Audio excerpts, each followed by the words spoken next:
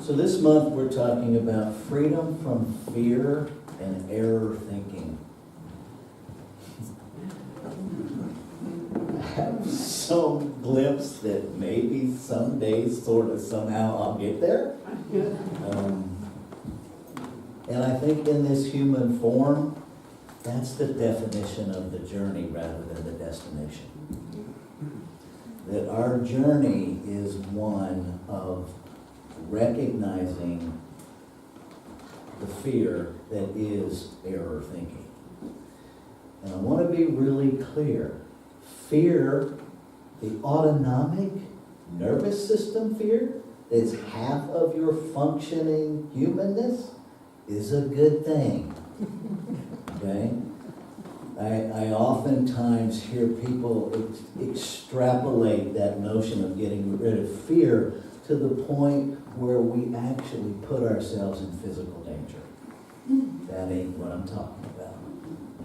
If you notice out in nature, every living thing that has the ability to scurry away from the threat to its life does so. So, if we want to maintain our status as the intelligent species, we might want to follow that example. We just might. Mostly what we call fear has nothing to do with fear at all. It has to do with distorted thinking that paralyzes us from knowing the truth of who we are. And we want to put all of that in a bucket and set it outside our conscious door and wait for some magic unicorn to come along and scoop it up and take it away. Ain't gonna happen, just so you know, because that's not what we're created for. And we can go all the way back to the example of the Garden of Eden. The Garden of Eden has nothing to do with two people. It has nothing to do with a fall from grace. It has everything to do with the establishment of conscious self-awareness. That is all that is about.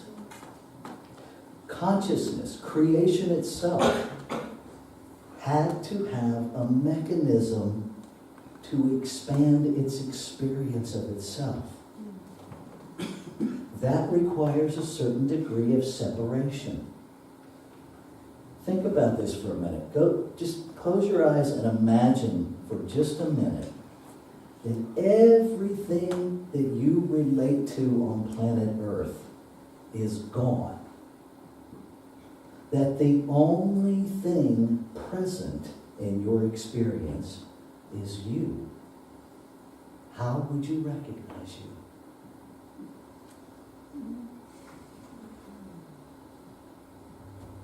I invite you to join me back here. See, that's the dilemma that consciousness had. That's the dilemma that absolute consciousness had. It was all there is. And it had no mechanism to differentiate or relate to itself. The way I know who I am is because I see who you are. And there is a degree of separation between us. And so ultimate consciousness, absolute consciousness, began to create, to individualize itself in form, not to expand itself, but to expand its experience of itself. Okay? Experience is the key word here. When we talk about oneness, you can look in this room and it looks like a whole lot of otherness. Okay? That otherness is so that we can experience our oneness. in different expressions. I was fishing one day and just sitting there looking at this lake that was perfectly still. Glass reflection of the bank in the distance. And in that moment, I got such a depth of clarity that there is no sameness and oneness, and there is no separation and difference. And that's the thing that we have to navigate. It's because when we see something that is different from us, we think we're separate from it. I invite you to consider your human body as an analogy for the body of the one. My arm has a very different function than my leg. It is still all mine. It is still part of the one. My thumb has a very different function than my ear. Okay? But it's still part of this one body. It's not separate. It simply has a different function. None of you is separate from me. We are all fingers, thumbs, toes, legs, arms in the divine one body. And if we can wrap ourselves around that, we can begin to navigate those differences from that point of oneness. As long as we see one another as separate, we actually begin to develop the notion that you're unnecessary. That people who disagree with me, unnecessary. And we begin to vilify one another and separate ourselves further. And then what we're actually experiencing, blame it on who you want. It's still yours. That separation, that pain, that anguish, that discontent is self-created. Because we are throwing out part of ourselves. And I sometimes imagine, if I woke up one morning and I was really angry with my arm, and it was like, okay, done with you, off you go. How that would impact my body. Because oftentimes that's what I have done with members of humanity.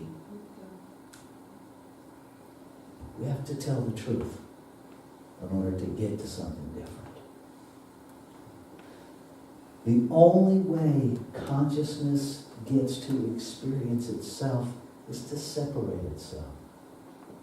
This moment of the fall from grace was simply that awakening of, oh, there I am.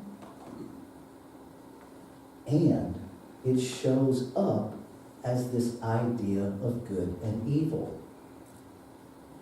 okay? Of opposites, if you will. Because if there's nothing opposing for me to experience in this human form, then we don't have a reference point. And that goes back to consciousness itself. And it goes back to the thing that is most important that we run from the hardest as human beings, and that is our power of choice. Because when consciousness created that degree of separation, it gave us free will. And I don't mean kind of, sort of free will. I mean free will. Consciousness controls nothing about your experience. Nothing. Each and every one of us is free to choose whatever we want, whenever we want, however we want, and we do. Ernest Holmes says it this way. The question then naturally arises, why did God create humans and make them a free agent? If God had created us in such a way as to compel us to do or be anything that was not of our choosing, we would not have been individuals at all, but rather automatons.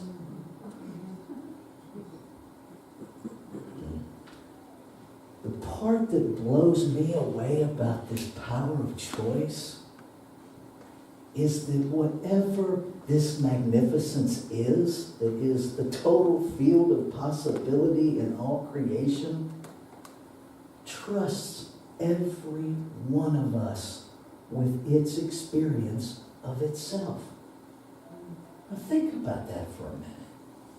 You are so loved and so trusted that creation itself made a conscious choice to show up as you so it could experience itself as you. And it gives you complete freedom to dictate its experience of itself. Pretty amazing, right? Until we get to the R word. Responsibility. Because see, with great power comes great responsibility. And I am firmly convinced that the reason most of us deny our power of choice is because if we embrace our power of choice, we have to embrace our responsibility. Get really clear. Pretending like you don't have responsibility doesn't take it away. Articulating that I had no choice doesn't make it true. We are at choice every breath. You may dislike your options, but you are still at choice. Understand, options do not equal choice. Options equal, this is all I see to choose from. But you are still responsible for your choice. And if you dislike the options that are available, choose to make a new one. Huh? See, we're not limited the way we think we are. And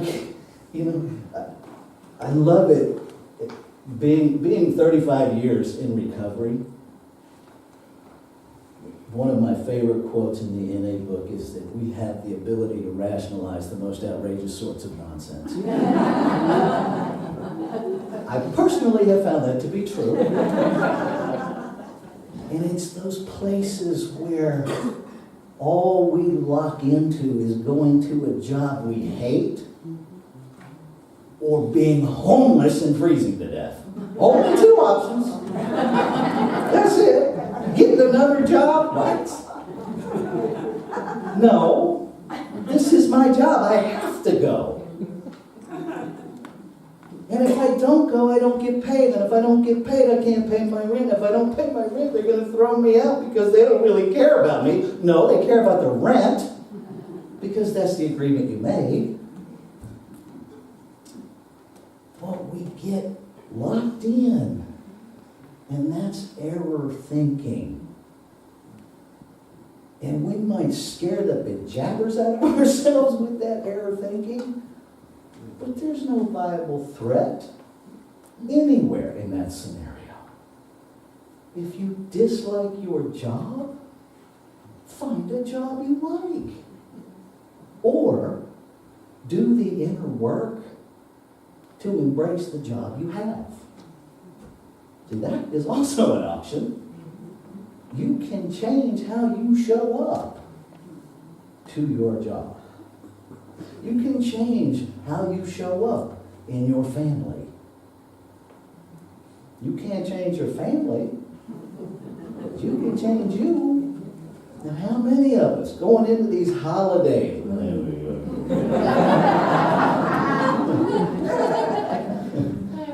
mean, I love the phrase, if you want to see how spiritually fit you are, go spend a week with your family.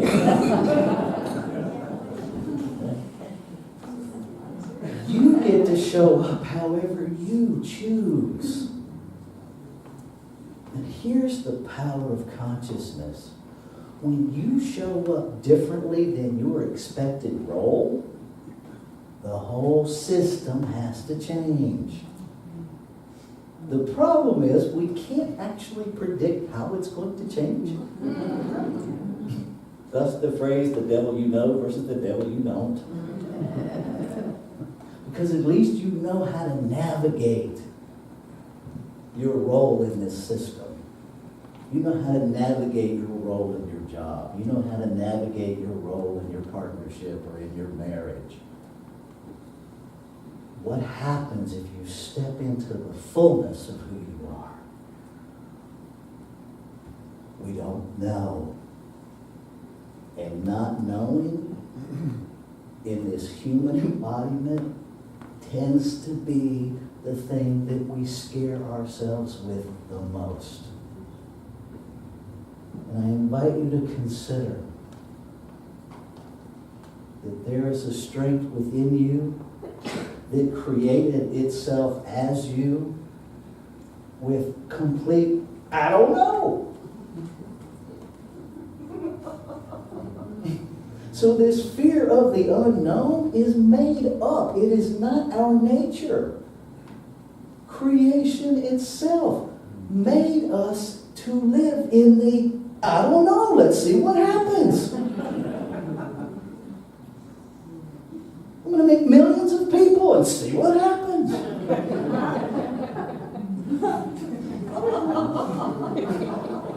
That's what creation did. It's what it continues to do.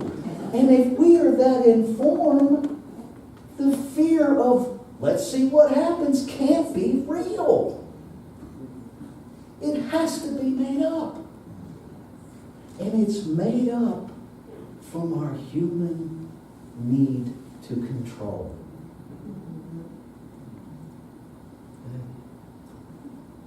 If everything in creation is the divine in form, it's all creation. We're the ones that start putting a hierarchy in place. We're the ones that claim that we are the intelligent species. Anybody who's ever had a cat knows it's not true.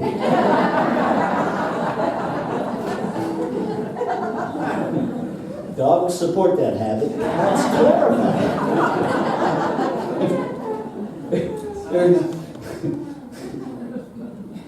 We're not the top of the food chain. We're not the top of the species because it's not a hierarchy. It's not a hierarchy. This is why this whole activity of supremacy is so painful for humanity, because it literally contradicts the nature of our being. As a man, I am no more special or important than anybody. As a white person, I don't hold some magic key to life.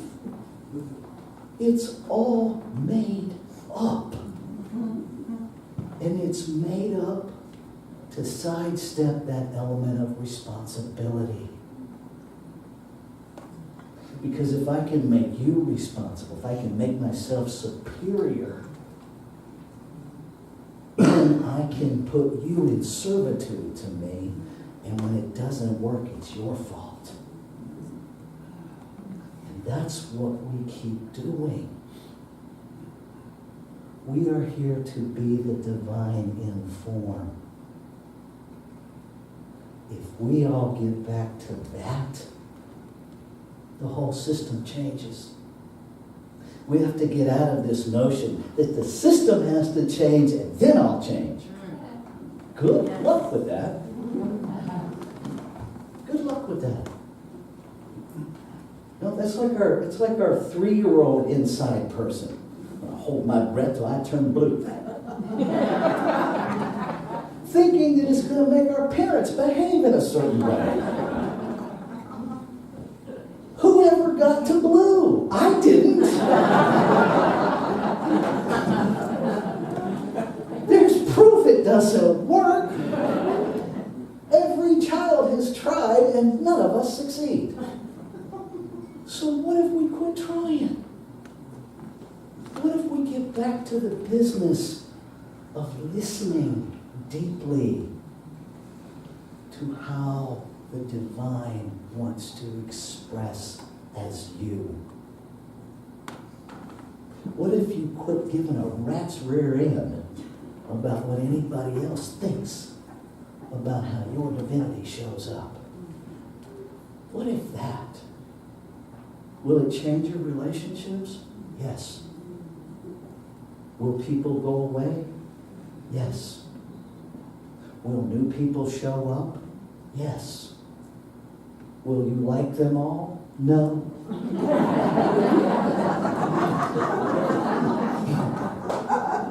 Will they like you? Not everybody. So what? So what? See, your value has never been measured by how many people like you. No matter how many times you set it up that way, it won't make it true. You are divinity in form. You can't get any higher value than that.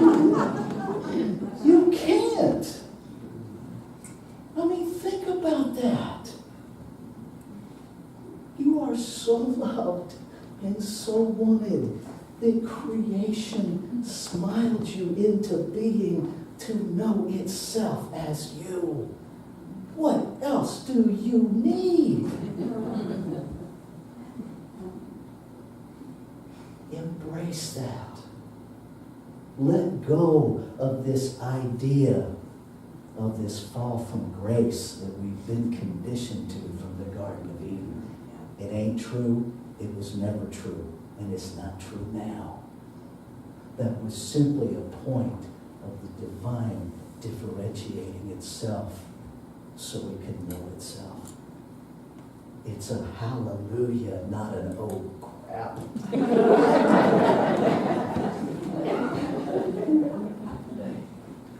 It is the point of brilliance of creation.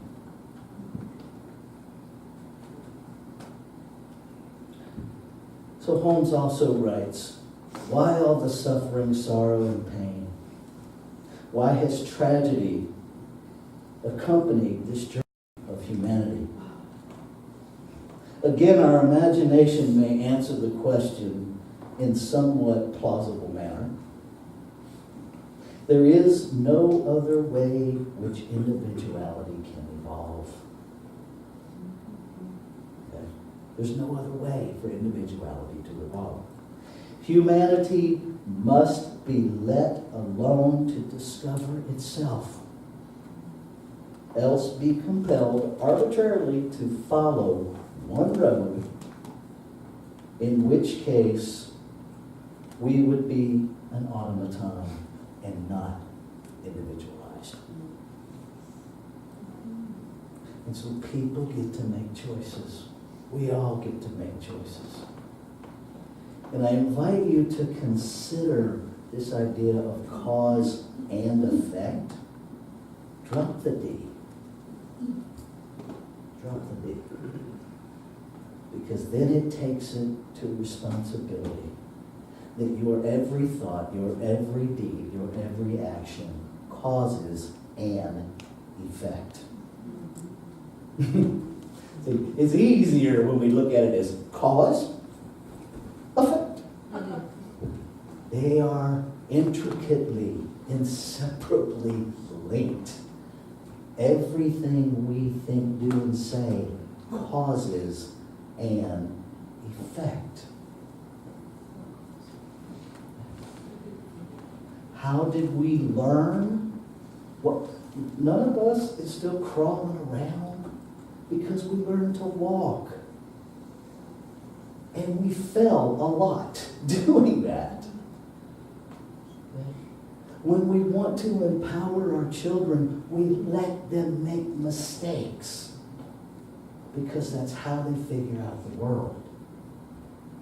And then at some point as adults, instead of allowing our adult counterparts to continue to make mistakes so they can continue to grow, all of a sudden, we take one of the volumes of the should book off the shelf. Right here, it says you should not be doing that. Right. Throw your should book out. If the divine can continue to be me without a should book, then surely I can find a way to let you be you without a should book. Doesn't mean I have to play in your airspace. Okay? There are people who used to be in my life. I love them from a distance because it's healthier for both of us. But I don't make them bad and wrong for choosing to be who they are. My job is to take responsibility for me without blaming them. You have the same job.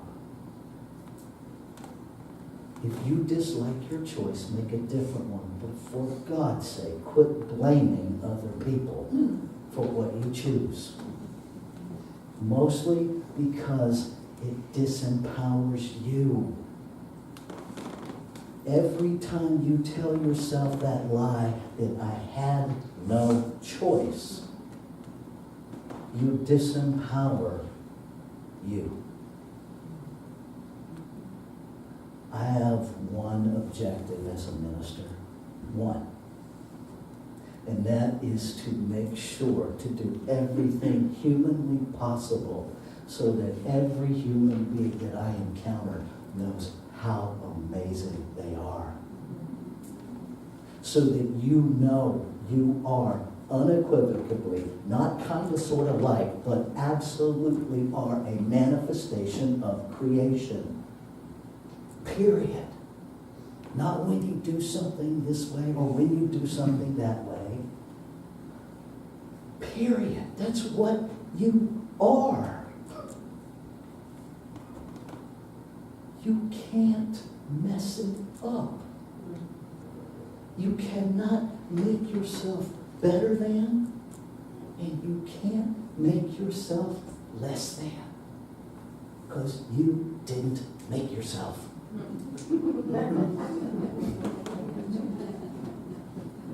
See, that's the piece we can't control. What we control is what we do with our magnificence, or what we don't do with our magnificence. And if you are living anything less than your absolute brilliance, keep coming back here. We'll keep chipping away at it.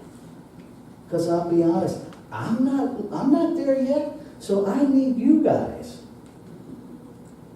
to help me find the better me every day.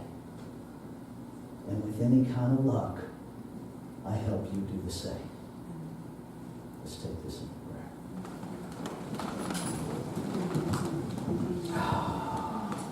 prayer. There is only one. It is here in this room as this room. It was here before we arrived, and it is here now. Knowing itself, being itself as the ceiling, as the walls, as the electronics, as the people, as the chairs that the people are sitting in. Everything expressing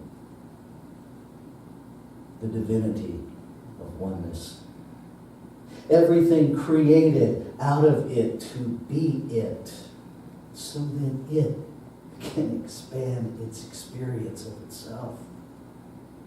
This is the truth of our oneness.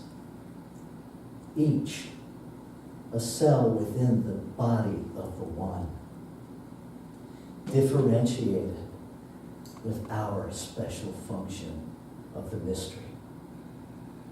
And so, knowing this to be absolutely true, I speak my word claiming and affirming that each individualized expression of divinity lays claim to its authority of choice, to know itself, to be itself, to stand in the truth of its magnificence, and just be that, and to embrace all others being that. That we embrace difference without creating separation. That we embrace oneness as the diversity of creation itself in multiplicity. That we live from that center that knows we are always unified because we are one with. It can be no other way. So grateful to feel the power of that well up inside me, the magnificence of that. To feel it in every fiber of my being as the truth that it is. Grateful to know that the law only knows yes, and that love only knows giving itself. And so that is the order of creation. Yes, give. Yes, give. To itself. And so it is from this place of gratitude that I release my word into that activity that says yes and gives. And I invite you, if this is your prayer too, join me as we anchor together by saying, So